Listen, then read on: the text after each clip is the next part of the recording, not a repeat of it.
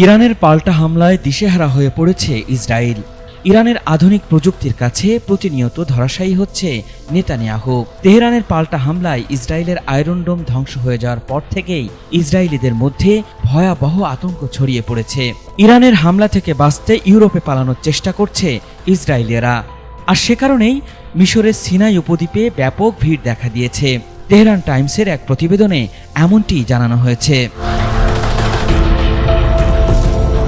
Iran ও ইসরায়েলের এই যুদ্ধে পেছন থেকে কলকাঠি নাড়ছে ডোনাল্ড ট্রাম্প। তবে ট্রাম্পের প্রতি আশা করেও ভরসা পাচ্ছে না ইসরায়েলের বাসিন্দারা।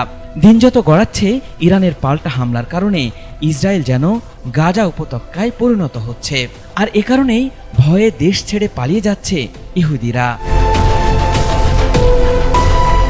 ইসরায়েলি গণমাধ্যমের খবর অনুযায়ী ইরানের ক্ষেপণাস্ত্র হামলা থেকে বাঁচতে ইউরোপে পালানোর চেষ্টা করছেন ইসরায়েলি বাসিন্দারা।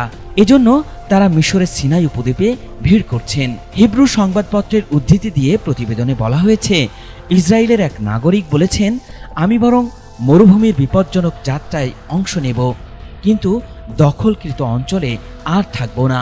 তার এই বক্তব্যে ইসরায়েলের বর্তমান পরিস্থিতির ভয়াবহতা তুলে ধরেছেন তিনি। অন্যান্য প্রতিবেদনে বলা হয়েছে, ইসরায়েলি কর্তৃপক্ষ বর্তমানে বসতি স্থাপনকারীদের দেশত্যাগে নিষেধাজ্ঞা জারি করায় অনেকেই পাচারকারীদের মাধ্যমে নৌকায় করে সাইপ্রাসে পৌঁছানোর চেষ্টা করছেন। এই পাচারকারীরা নৌকার মাধ্যমে ইসরায়েলিদের সাইপ্রাসে নিয়ে যাচ্ছেন, যা বর্তমান সংকটের মধ্যে পালানোর একটি বিকল্প পথ হিসেবে দেখা যাচ্ছে।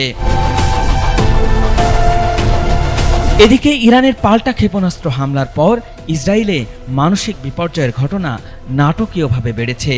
হিব্রু ভাষার সংবাদ মাধ্যম মারিফ জানিয়েছে, হামলার কয়েকদিনের মধ্যেই ইসরায়েল জুড়ে ট্রমা সহায়তা কেন্দ্রে কল বেড়েছে প্রায় ৩৫০%।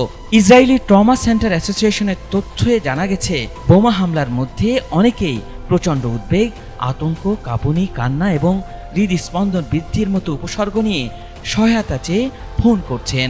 সংগঠনটির মহাপরিচালক জানিয়েছেন, অনেকে ফোন করে বলেছেন তারা মানসিক নিয়ন্ত্রণ হারিয়ে ফেলেছে, শেল্টার থেকে বের হতেই তারা ভয় পাচ্ছেন।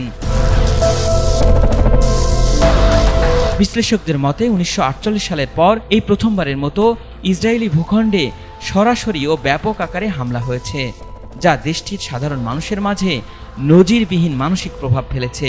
বিশেষভাবে অবৈধ বসতিতে বসবাসকারীরা আতঙ্কিত হয়ে পড়েছে।